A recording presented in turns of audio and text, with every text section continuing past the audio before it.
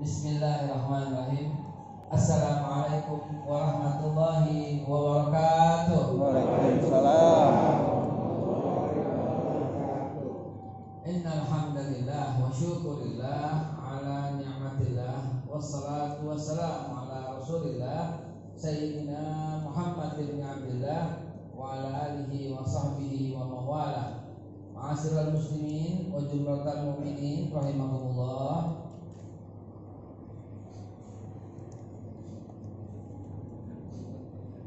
Ya Allah, digelarin begini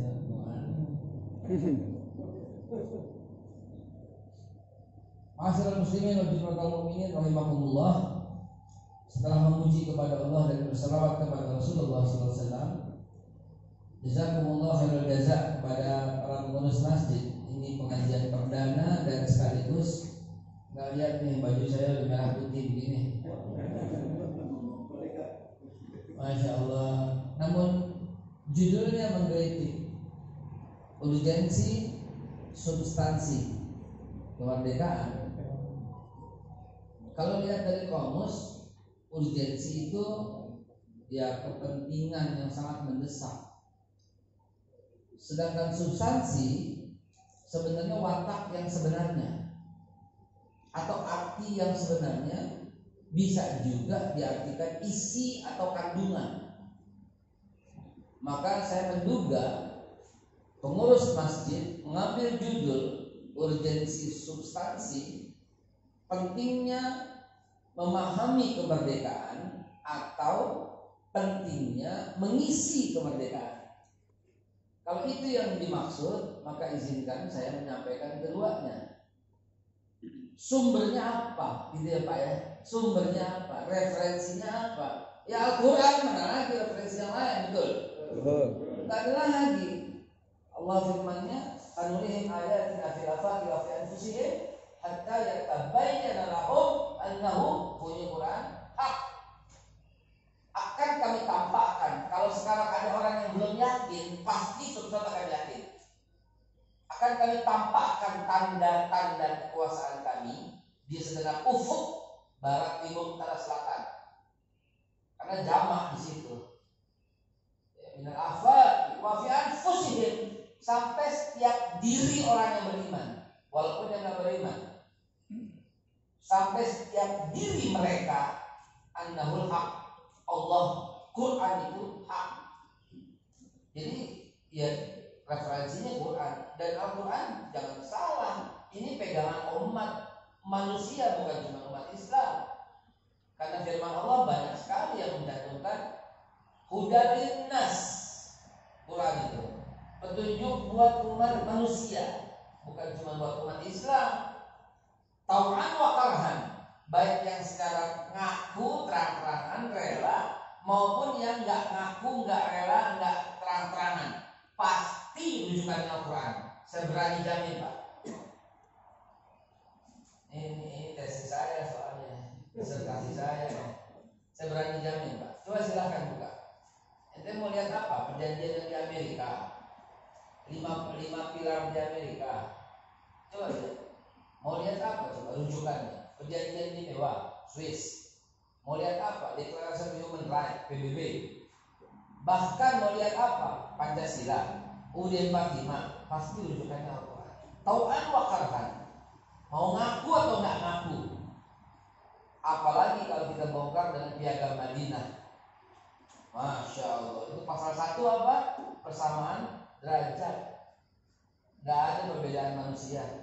Mau sipit, mau mancung, mau pesek, mau belok, mau rambutnya kuning, merah, nggak ada. Itu semua adalah anugerah Allah Subhanahu wa Ta'ala. Nggak boleh kita lihat orang karena suku, karena ras, karena nggak boleh. Nah itu kan diizinkan oleh Rasulullah Sallallahu Alaihi Wasallam. Karena Allah yang menjadikan mintakan wa unza wa ja'alakum syu'uban wa qabaila. Allah yang menjadikan bersuku-suku, berbangsa-bangsa, itu haknya Allah Subhanahu wa Ta'ala.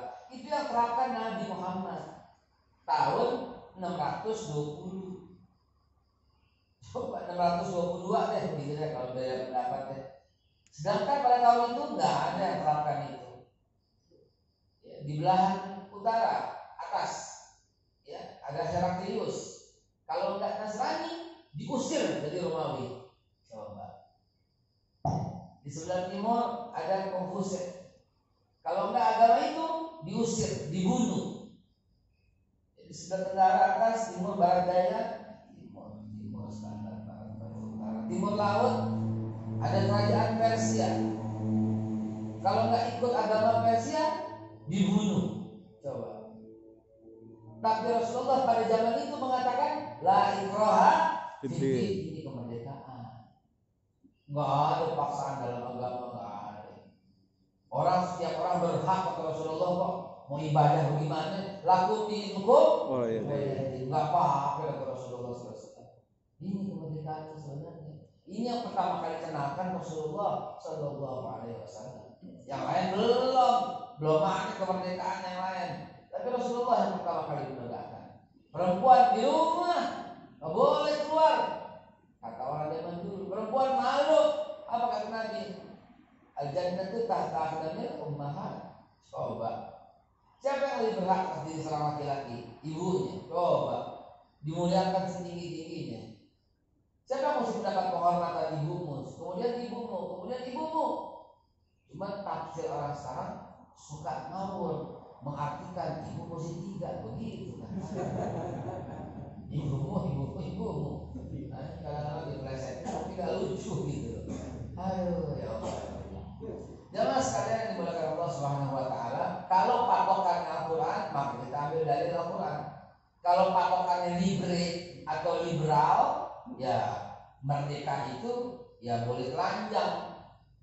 Merdeka itu boleh berhak ngatur sendiri, dan itu merdeka. Tapi kan nggak begitu. Kalau patokan Al-Quran, mari kita lihat sedikit saja sejarah, karena kita wakan sunnatul maqaddamat. Lihat dong yang dulu-dulu yang kita kerjain. Bukan cuma kita, lihat dong yang nabi-nabi zaman dulu kerjain. Lihat buat besok sehingga kita tahu bagaimana bersikap dengan keadaan. Apa hakikat merdeka bagi seorang Ibrahim alaihissalam? Ini sensitif nih. Ini yang bikin orang suka protes. Kenapa ya kalian muda? Loh, kita kan mesti ngomong apa adanya. Merdeka, manusia merdeka. Suka nggak suka, dalil gimana coba? Ya, suka nggak suka, kita harus ngomong dalil. Yang membuat Ibrahim merdeka itu apa coba? Dia terbebas dari Namrud, walaupun dirinya dibakar.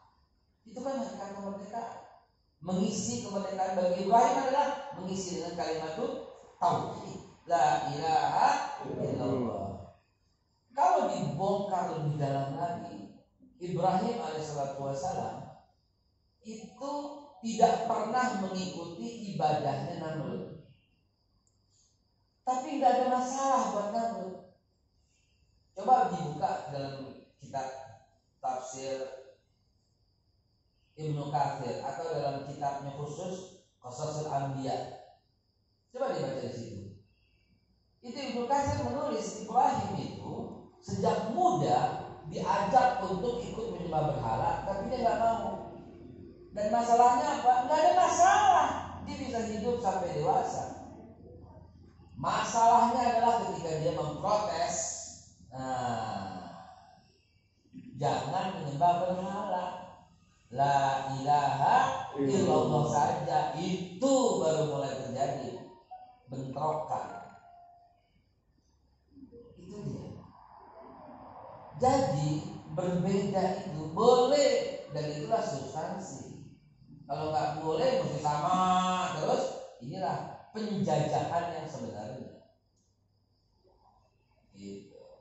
Pemerintah kita bagaimana? Kita hargai orang yang kritik dapat bintang. Betul nggak? Betul. Cuman saya kritik terus sampai keluar dapat bintang ya. Agak ini nggak mau ya. Jadi jamaah sekalian yang Allah, itulah Nabi Allah Ibrahim alaihissalam. Bagaimana dengan Musa alaihissalam? Bagaimana dengan Nabi Musa? Bapak Ibu, Kalau kita ngaji mantik, bayan, ngaji logika, ngaji ilmu di balik ilmu, bukan cuma letterless apa yang tertulis, maka kita akan mendapati satu kesimpulan yang luar biasa. Apa itu? Pernah nggak Nabi Musa musyrik? Pernah nggak? Ya nggak pernah. Kata Rasulullah, aku berasal dari sulbi yang suci. Ayahnya Abdullah tidak pernah menyembah berhala, dan berasal dari kakek yang suci.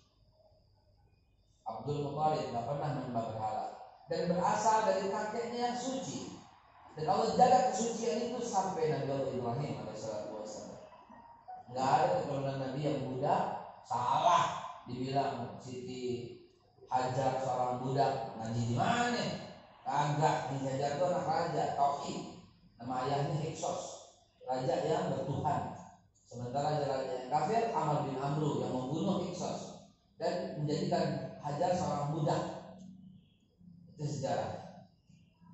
Asalnya bukan, tapi kan ayahnya dibunuh, yaitu Hajar Hiksos. Lalu anak-anaknya ditawan dan diperbudak oleh Amr bin Amru. Amr bin Amru inilah yang berjumpa dengan Nabi Ibrahim. Ketika ditanya ini siapa, Sarah, Ibrahim menjawab ini adikku, begitu. Lalu dinikahkan sama dibilang budak, padahal tidak, anak raja yang sebenarnya Siti Hajar atau Sayyidatina Hajar yang merupakan punya anak nanti Ismail. Ismail menikah punya anak 7, salah satunya Kedar, nanti turunan daripada Kedar anak ke Abdul Muthalib sampai ke Nabi Muhammad sallallahu alaihi wasallam. Baik jemaah sekalian dimuliakan Allah, bagi Nabi Musa coba kita lihat. Tidak pernah dia musyrik. Tidak pernah dia menyembah berhala. Tetapi ada masalah enggak kalau dia enggak menyembah Fir'aun? Enggak ada masalah. Masalahnya timbul ketika dia bertauhid yang sebenarnya. Baru ketika dia mengumandangkan la ilaha illallah, enak aja. Siapa tuh? Ana rabbukumul a'la. Saya Tuhan yang paling tinggi, kata Fir'aun. Jadi kalau nggak melawan nggak masalah. Kalau nggak berbeda nggak masalah. Tinggal di istana lagi. Bagaimana dengan Nabi Allah Isa? Begitu juga. Nabi Allah Isa itu bertauhid. Nabi Isa itu masya Allah perjuangannya, disiksanya, dicambuknya, diseretnya, luar biasa. Namun Allah selamatkan dia. Ya. Nabi Isa tak pernah terbunuh, tak pernah tersalib. Ya. La qatalu wa la salabu walakin subhanallah. An-Nisa 1. Jamaah sekalian dimuliakan Allah, bagaimana nih? Ini karena kita suruh jam 6 pulang ya. Suruh jam 6 pulang ya. Bagaimana dengan Rasulullah? Ini mulai masuk ke substansi. Tadi mengisi, tadi mengartikan. Bagaimana dengan Nabi kita Muhammad sallallahu alaihi wasallam? Rasulullah coba lihat. Rasulullah sallallahu alaihi wasallam bagaimana? Dia udah pegang kekuasaan. Dia udah pegang harta. Kalau dia mau, dia udah pegang jadi pemimpin. Tapi bukan itu Pak kemerdekaan kata Rasulullah sallallahu alaihi wasallam. Ingat pada waktu itu, jangan lupa ya Pak ya, beliau tidak pernah menyembah berhala. Bagi masyarakat dan para pemimpin Quraisy, masalah nggak masalah. Nggak masalah Pak. Nggak nyembah berhala nggak apa-apa kata mereka. Asal jangan berkata la ilaha illallah. Karena la ilaha illallah adalah memerdekakan.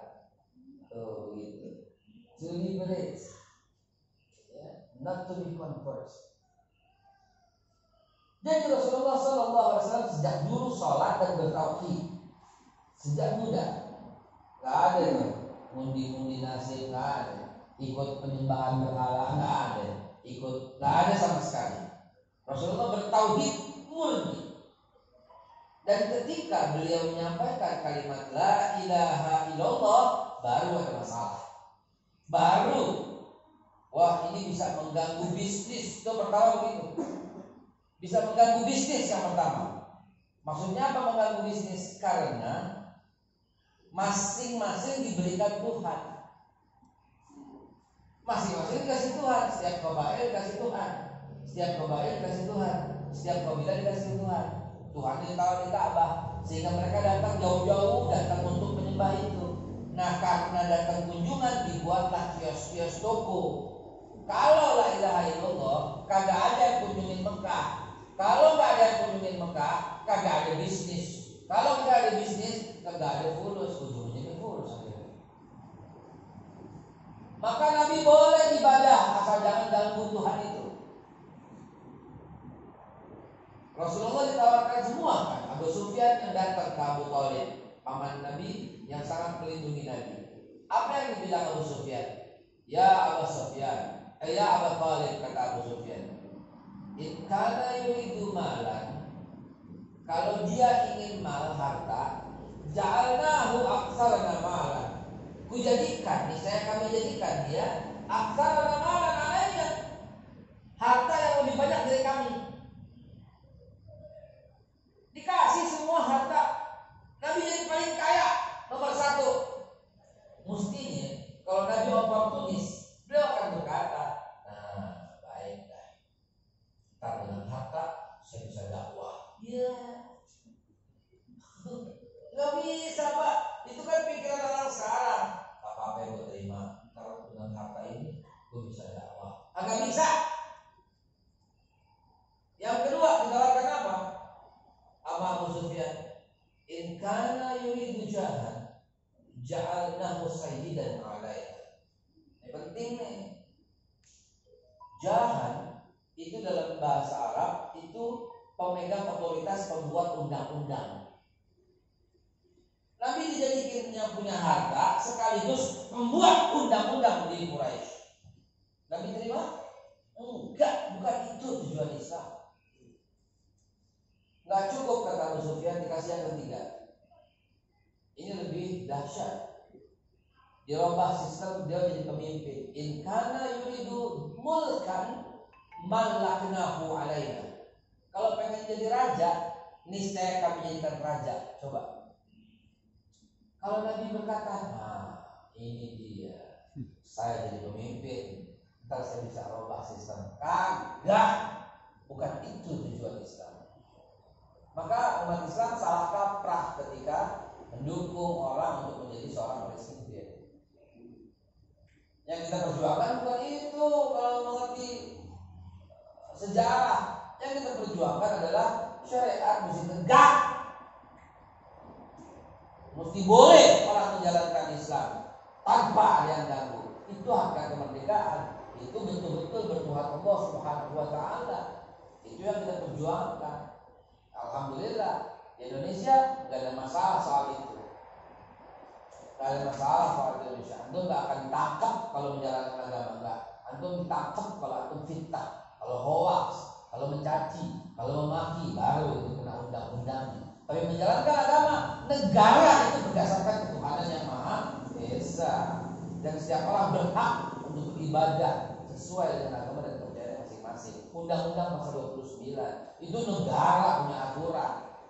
Ente mau ngapain kek, kalau soal ibadah nggak ada masalah. Lah ini kok nggak rapet-rapet karena COVID. Kalau rapet berbahaya, nggak usah selaman dulu, karena kita nggak tahu. Karena penyebarannya dari cipratan. Kalau udah kering nggak ada masalah. Kalau masih basah itu berbahaya, karena itu tidak jaga jarak. Itu menghindarkan darurat. Gitu. Boleh dalilnya ya pakai dalil darurat. Jangan mentang-mentang saya diprotes ketika mengusulkan ini. Protesnya perintah Nabi itu suwaku rapat. Begini nggak rapat. Dalilnya dipakai bukan itu. Dalilnya nggak salah, aplikasinya yang salah. Ini dalam keadaan kayak begini kita mengutamakan keselamatan. Ini udah darurat ini. Toh pada waktu hujan badai, azannya juga sholat di buyutikum. Ya kan, sholatlah di rumah kalian. Pada waktu hujan badai. Kenapa ya takut basah? Gitu kan? Enggak, karena takut berbahaya. Begitu juga dalam COVID. Kalau ada di masjid ini, saya usul pengurusnya, auzubillah, atau jamaah aktifnya terkena, nah kita tutup 14 hari. Begitu. Undang-undangnya begitu, daruratnya kayak gitu kan. Baik. Tawaran kepada Nabi Muhammad SAW belum cukup, ada 4 tawaran. Yang terakhir apa? In kana yuridu in arada sultan, kalau pengen jadi sultan, aqainahu mafatihal Ka'bah. Niscaya kami berikan kunci-kunci Ka'bah. Ini jabatan paling bergengsi. Oh, tadi saya belum kupas. In kana yuridu jahan ja'alnahu sajidan alaina. Kalau dia pengen jadi pembuat undang-undang, jahan itu, niscaya kami jadikan dia pemimpinnya. Jadi Rasulullah tawarin 4. Pertama, menjadi orang paling kaya. Yang kedua, apa tadi? Raja. Pembuat undang-undang. Yang ketiga, menjadi raja. In kana yuridu mulkan alaqnahu alaina, menjadi raja, pemimpin.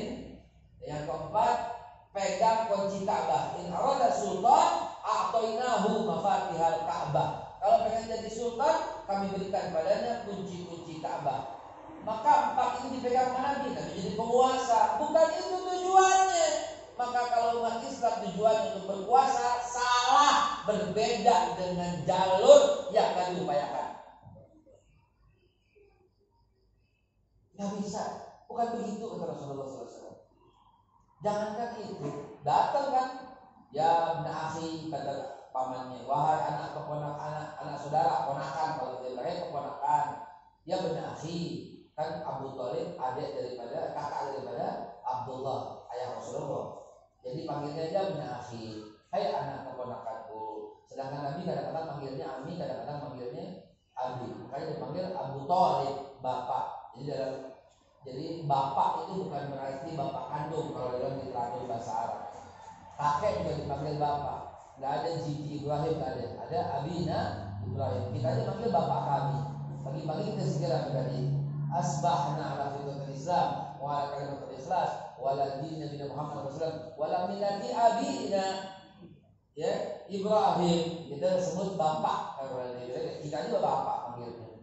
Jadi bapak dalam literatur bahasa Arab bukan berarti orang tua. Maka ada yang mencurigai dengan dalil itu. Nabi berkata Abi Finna bukan ayahnya, tapi Abu Thalib, begitu. Baik, kita nggak bahas yang sensitif itu. Kita bahas lagi jawaban Nabi. Ini kemerdekaan Nabi, dengerin.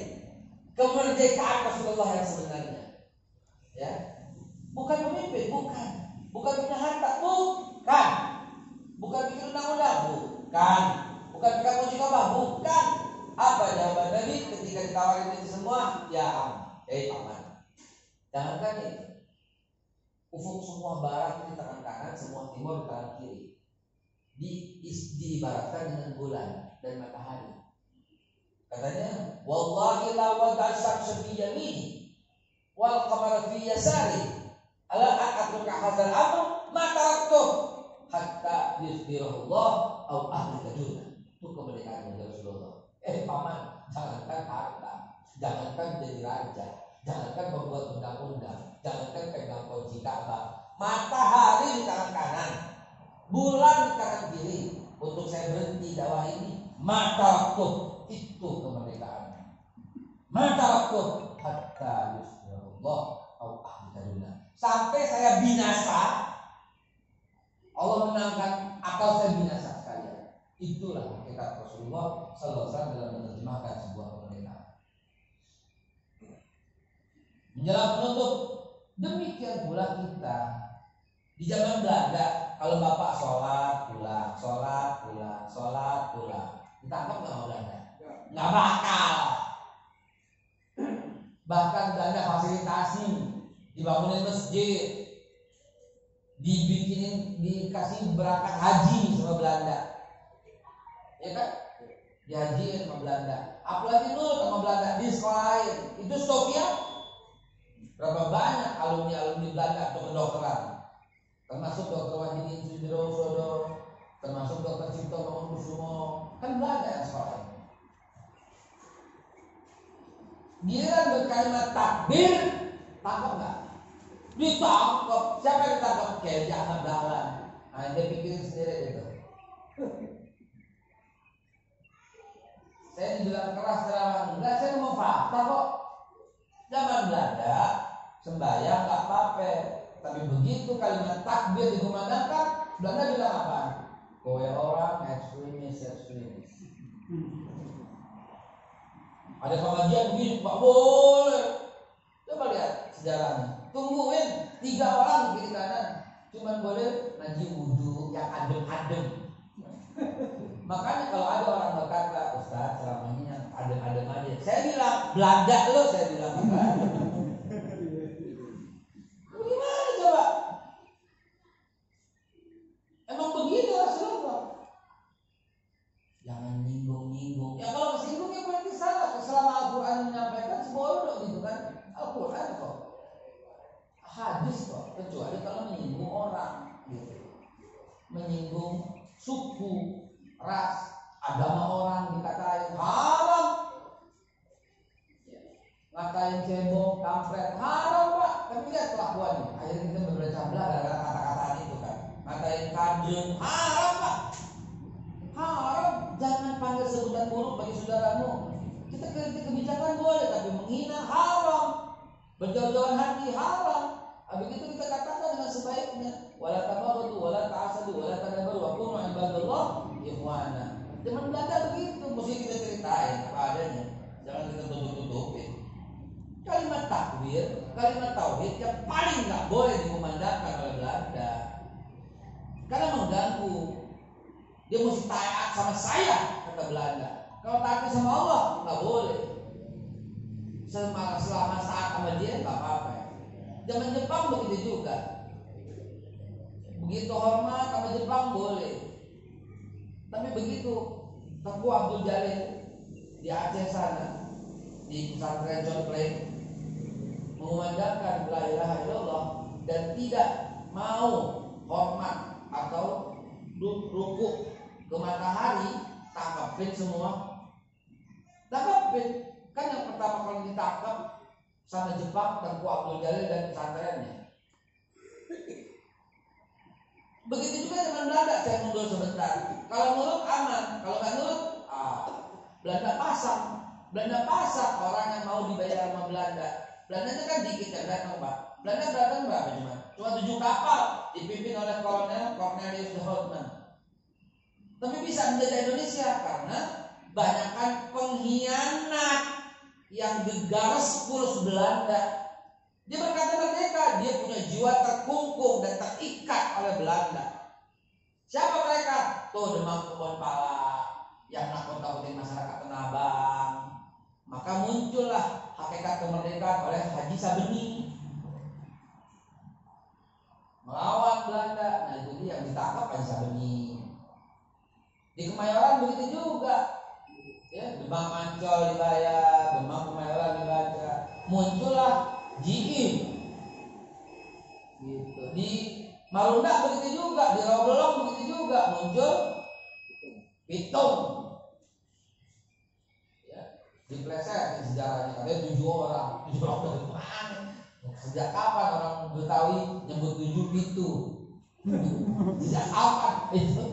Yang arah sejarah nggak mikir banget. Yang ngobrol berubah-ubah. Ya. Pitung ke Abdul Rahman, panggilannya Pitung. Begitu juga di Condet, nggak mau. Maka ada Mat Gendut, ada Tom Gendut sebagai pahlawan, di sana simbol perlawanan terhadap Belanda. Guru-guru nggak mau. Maka ketika kita punya warna bendera merah sama putih, itulah kemerdekaan yang sebenarnya terhadap Belanda. Ya. Itulah hakikat merdeka bagi para alim ulama zaman itu. Dia yang maksa Bung Karno untuk meneriakkan kalimat proklamasi kemerdekaan. Salah satunya siapa? Pelopor dan guru Bung Karno, Habib Ali Hayat bin Abdul Rahman Al-Habsyi Kuitang. Habib Ali bin Abdul Rahman Al-Habsyi Kuitang. Itu pidatonya sangat heroik pada tanggal 17 Agustus pas Ramadan, hari Jumat tanggal 17. Apa yang pidatonya dia? Hari ini kita sudah punya warna bendera sendiri. Selama ini merah putih biru nggak mau. Pertanyaan Habib Ali kepada muridnya yang diutus untuk ke jalan proklamasi, dulu kebangsaan. Tanya pertamanya gini, apa warna benderanya? Merah sama putih, baik. Naik khotib dan ceramah soal itu. Hari ini kita kibarkan merah putih di seluruh Indonesia, di seluruh jalan. Maka akhirnya di Jalan Kuitang, Jalan Mangga, Kuini dan sebagainya, semua itu semua beredar warna bendera merah sama putih untuk membela negara Indonesia. Yang pertama kali itu pelopori Habaib karena masih pada takut sama Jepang. Kibarkan. Di situ ada Habib Ahmad bin Muhammad Al-Haddad Condet. Dia pulang ke Condet, dikibarkan seluruh Condet warna merah sama putih, saudara. Di situ ada Guru Mansur, jembatan 3. Dia pulang ke jembatan 3, dia kibarkan, dia naik, dikibarkan warna bendera merah sama putih. Itu waktu dikibarkan Jepang tembak. Jepang tembak dan sampai sekarang itu nggak diperbaiki masjidnya, banyak peluru Jepang yang tidak kena tubuhnya satupun. Guru Mansur, kakek daripada Ustadz Yusuf Mansur. Di Jalan Otista begitu juga, ya. Habib Salim bin Ahmad bin Jendan, Habib Salim Jendan itu mengobarkan, beliau pakai imamah warna merah, bajunya warna putih, keliling ngeledek Jepang. Begitu. Semua tuh para ulama, para habaib gitu. Nggak ada yang takut-takut. Itulah merdeka yang sebenarnya. Dia kibarkan warna bendera merah sama putih. Nah, itulah akhirnya tanggal 18-nya ditangkepin semua. Ditangkepin. Sementara orang tua masih berunding. Gitu. Ada 9 panitia yang merumuskan. Sementara di lapangan ditangkepin. Habib Ali ditangkap, Habib Ahmad ditangkap, tangkap semuanya. Ya, ada catatannya semua. Ditangkap, di bawah, diseret, digecek, tangannya digecek. Diinterogasinya di bawah, tapi pakai ini di sini, tangannya di sini, gitu, didudukin, sampai pada patah jari-jarinya. Yang merdeka siapa? Yang duduk apa yang di bawah? Orang berkata, wah, belum selesai perjuangan, gitu. Waktu Nabi Ibrahim dibakar, yang merdeka siapa? Yang ngebakar apa yang dibakar? Waktu Nabi Musa dikejar, yang merdeka siapa? Yang ngejar apa yang dikejar?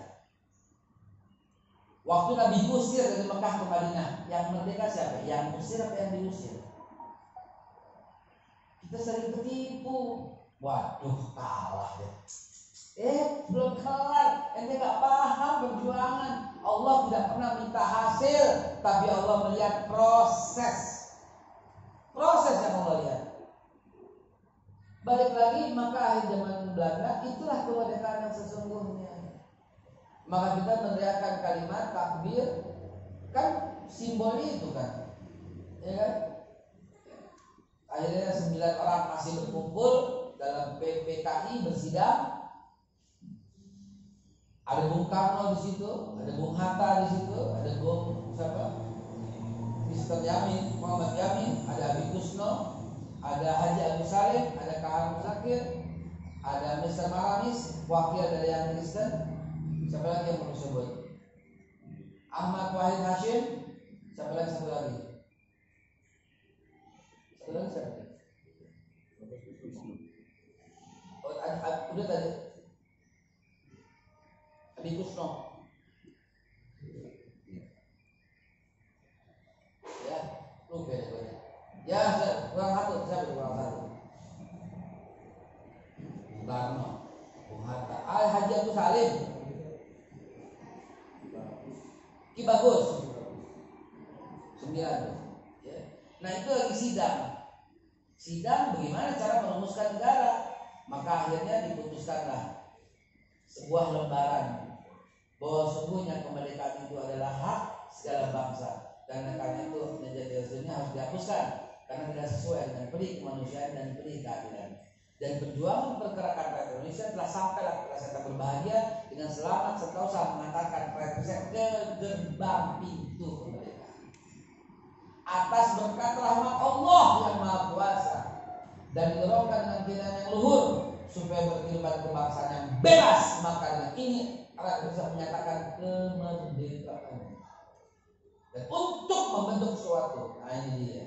yang melindungi. Nah, ini hakikat kemerdekaan, melindungi segenap tumpah darah. Jadi terlindungi, mensejahterakan, mencerdaskan kehidupan bangsa. Nah, ini amanah. Jadi melindungi semua, bukan cuma yang pro, yang kontra juga melindungi. Ini amanah. Maka seorang bapak yang baik, ente punya anak deh, anak ente bandel satu, yang satu nurut, yang satu habis, yang satu berantem dulu. Semua anak ente sayang nggak semua? Ngawur nggak kalau ente kasih duit yang baik-baik nih, gebukin tuh saudara lo. Ngawur nggak? Ente paham lah maksudnya kemana? Gak usah gue jelasin. Bapak yang bijak tuh begitu.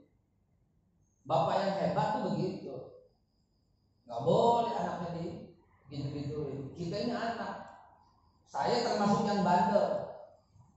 Ya, jadi gak boleh. Yang bandel itu disayang, yang baik juga disayang. Jangan yang baik dikasih duit ngegebukin yang bandel. Ini gak benar namanya bapaknya begini. Bapak kurang ajar namanya. Ente punya anak begitu, jahat ente sayang dong semuanya. Kenapa? Saya nggak mau begini Pak, saya maunya begini. Nah ya deh, makanya dialog, ngobrol, ajak ngomong anak ente. Kalau anak ente bandel, dia kurang perhatian. Ajak ngomong maunya bagaimana? Gue maunya begini. Oke, kita bisa atur pelan-pelan. Gitu. Bapak yang baik. Bung Karno menerapkan itu. Awalnya ada yang komunis. Apa kata Bung Karno? Sini, kamu anak saya. Baca dalam buku, Bung Karno mencari dan menemukan Tuhan. Kenapa dia bikin Nasakom? Kalau ente sebagai Bung Karno pasti ente memahami agama. Sini agamawan, sini kamu anak saya. Nasionalis, sini kamu anak saya. Maka dibentukkan Nasakom. Kalau adil mungkin bisa dirangkul semua. Ternyata si bapak nggak adil. Saya ngomong sejarah Pak. Kenapa nggak adil? Lah, ditangkap-tangkapin ulama, sementara berangkul-angkulan sama Aidit. Betul apa salah saya ngomong? Nggak adil, dekatnya sama komunis. Coba, Buya Hamka ditangkap, Syahrir ditangkap, Muhammad Nasir ditangkap, teman seperjuangan. Tahun 59 Pak Nasir keliling seluruh Indonesia. Jangan mau terima konferensi meja bundar sama Belanda. Enak aja Indonesia 16 negara bagian. Betul? Kalau itu terjadi apa yang terjadi? Kita negara serikat. Kan serikat bikin kita 16 negara bagian. Pertama Pasundan. Datang Pak Nasir ke negara Pasundan. Jangan Pak. Udahlah bergabung dengan negara Kesatuan Republik Indonesia. Ini ulama besar. Datang ke negara yang lain sampai ke Papua semua. Akhirnya apa? 16 menolak dan 16 dia pengen kembali ke Papua Republik Indonesia. Muhammad Nasir ditangkap sama Bung Karno. Buya Hamka ditangkap. Nah ini mulai merasa tidak ada lagi kemerdekaan. Maka tahun 66 termasuk almarhum ayah saya yang mempelopori turun ke jalan, rela ditangkap, mahmilutkan. Begitu. Maka turun ke jalan. Ayah saya pas pampres wakil dari wakil presiden. Mertua saya pas pampres. Tahun 66 turun ke jalan, kibarkan itu semua. Ini nggak benar nih begini. Maka diangkatlah Pak Harto untuk mengayomi semua. Selama 32 tahun Pak Harto berkuasa, endingnya lagi cakep-cakepnya dalam membina, membangun, mau tinggal landas. Gak ada yang miskin, angka kemiskinan tinggal 6 juta. Sekarang berapa kemiskinan? 42 juta. Lagi bagus, semua petani lagi makmur, semua umat Islam dirangkul, umat Kristen dirangkul, dijaga sama Pak Harto dengan Pancasila sebagai wadah untuk persatuan. Ini Islami, karena kita mesti ngakuin bahwa di Indonesia bukan cuma orang Islam. Ada Hindu, ada Buddha, Protestan, Konghucu. Itu mereka warga negara Indonesia yang mesti disamain dalam hidup bernegara, bukan dalam beragama ya. Dalam hidup bernegara, berbisnis, nggak boleh beda-beda, mesti sama. Gak boleh jadi sirik dengki. Kalau lihat dia maju kita cegah kemajuannya, itu namanya sirik dong. Ya, ini dalam negara kan bisa sama, diwadahi begitu. Lagi maju-majunya udah siap, difitnah, juga diturunin. Nah, kurang lebih begitulah hakikatnya. Dan sekarang akhirnya masuk masa reformasi ini kebablasan, akhirnya kita kembali kepada keterpurukan ekonomi. Tambah lagi ada COVID. Maka isi kemerdekaan dengan apa? Kalau saya mengisinya sekarang ini sesuai dengan musim, sesuai dengan waktu dan saat. Kalau kita hari ini yang perlu kita lakukan adalah supaya COVID ini selesai gimana? Itu dalam pikiran kita, Pak, beneran. Dalam pikiran kita semua supaya selesai gimana? Karena ini urgent. Urgensi tadi judulnya, ini yang penting. Jam 6 kita selesai.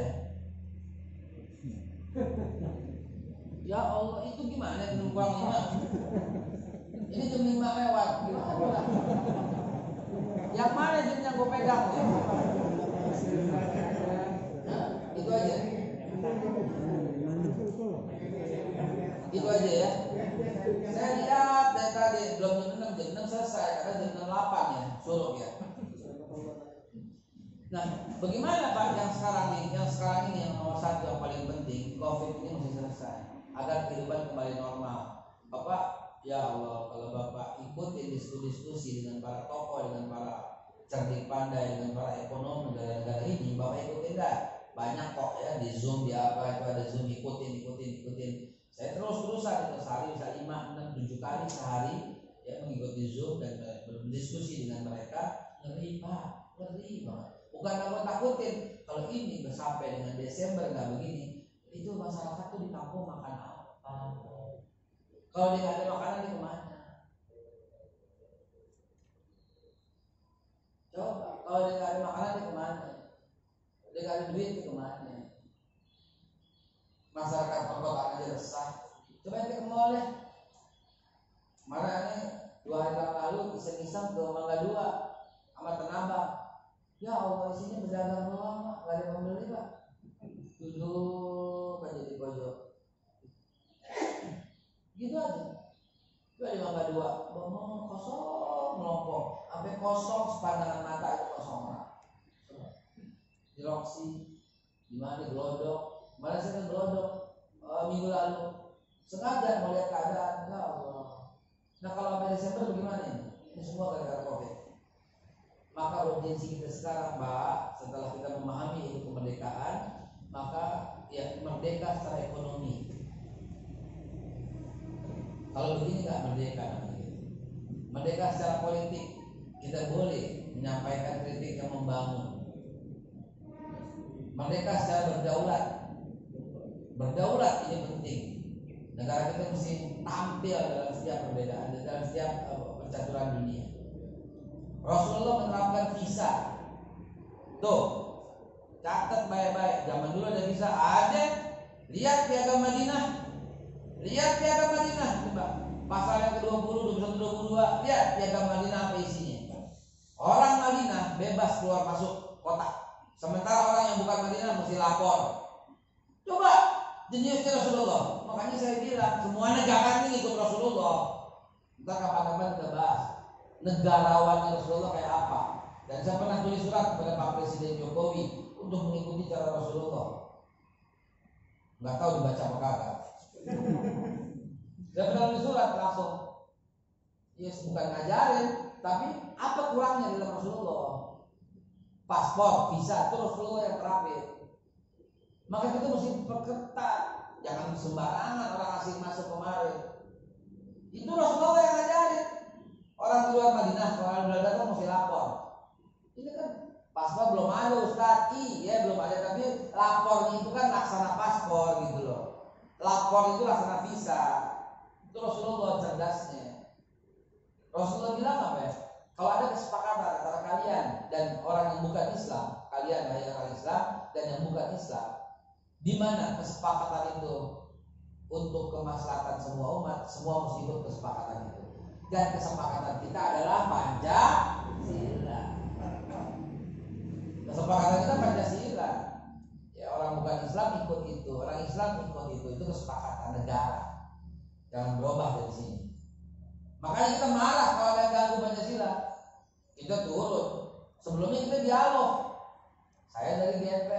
ulama, saya dari 212, saya juga dari FPI.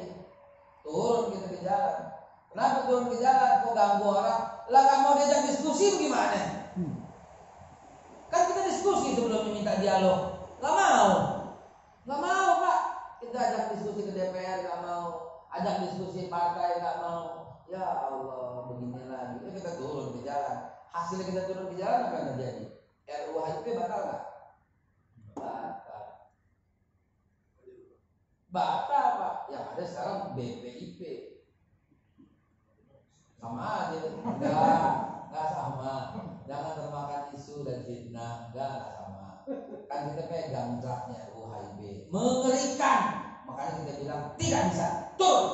Makanya kita datang ke MUI. Oh benar kata MUI nggak bisa ini. Bahaya ini. Enak aja ketuhanan yang berkebudayaan. Buset dah. Enak aja. Pancasila 1 Juni. Ketuhanan nomor 5 nggak bisa. Nggak ada begitu. Balik 18 Agustus itu Pancasila yang benar. Tanya Pak Jokowi sekalian, tanya Mahfud MD sekalian, pidatonya mereka itu kok Pancasila yang sah, yang berlaku, yang 18 Agustus 1945 itu negara putuskan. Lah kenapa lo mau geser-geser? Makanya kita turun. Bela Pancasila namanya bela negara. Kalau 212 waktu bela Quran yang dihina, bela agama. Begitu kurang lebih. Wallah alam bisa, ada pertanyaan.